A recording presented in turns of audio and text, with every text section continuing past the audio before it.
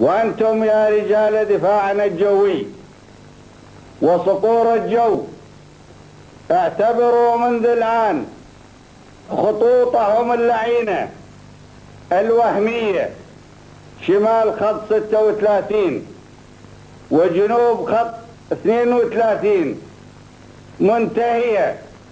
ولا وجود لها، واضربوا